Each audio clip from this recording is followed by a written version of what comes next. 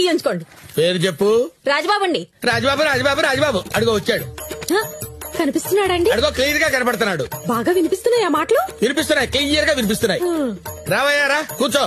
కావాలంటే ఇంకొక 5,000 వద్దు వివరంగా అడగండి. రావయ్యారా కూర్చో. ఏమయ్యా మీ ఆవిడ చాలా ఫన్నీ క్యారెక్టర్. అవునా? సౌండ్ వచ్చిందేంట్రా? ఏం లేదు గురుగారు. ఏం లేదా? ఏం లేదు. అయితే ఓకే.